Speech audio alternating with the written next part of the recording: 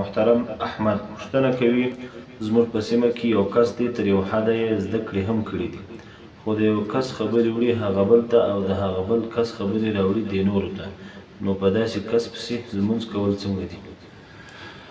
بسم الله الرحمن الرحیم حامدا و مصلیا. محترمه دا د یو خبرې چې بل ته وروړي دا دوه قسمه دي.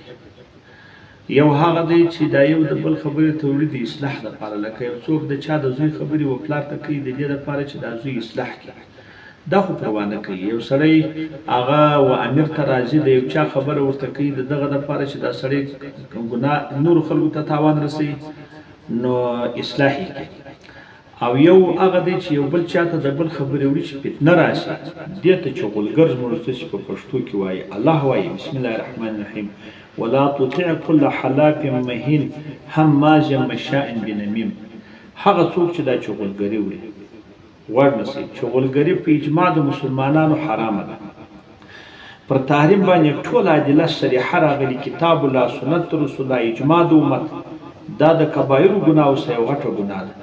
کته خپل د نفس دا ولیدل چې تخپل د ورور د پاره یا د خور د پاره هغه په الله کې استاورور په الله کې ورور یعنی په لا ورور دي د سبي ورور نه پاغو کې ته په غیبت اخته یا په شکنځل اخته یا په چغلګری اخته یا په درواغ اخته نو ته پوسه په دې چې ستا ایمان ناقص دی او ته پوسه په دې چې ته زی په ایمان نه کستا ایمان مستقیم وای نو بیا کامل وای پر وای نو تاو بیا دا پیل نه وای کړی هغه دا چې خپل ورور ظلم کوي. خلاصه د خبرو چې دا سړی چې چغلګری کوي دا ډیره سخته ګناه ده، سخته ناجایزه ده، سخته غلط کار کوي، په سخته ګناه کبیره ګناه په اجماع د امت ګناه کبیره ده، په دې ګناهکار دی. دویمه خبره تاول منځ پسې څنګه دی؟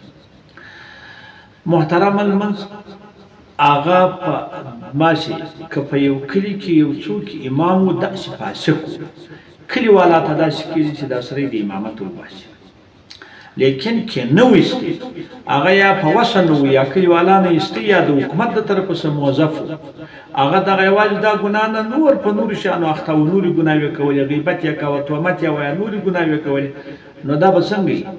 دا کې نه ایستي نو ته بل من جلا کوي یا لمونځ به پسې کوي. وایي دا چې هر څونه فاسق وي چې ماشي اعتقادي کافر نه وي، هغه چې هر څونه فاسق وي جماعت پسې کول تر نه جماعت تر منفرد من اولا و بهتره دی.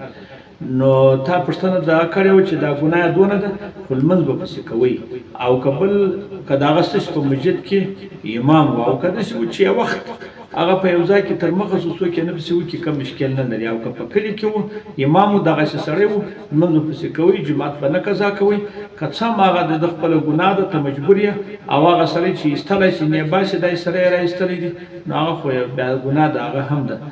دا 415 صفحه د دیوال رضی مختار دا چپلاس چې په فاسق پسې سره لمونځ کوي تر ترک د جماعت په فاسق پسې اولاد والله سبحانه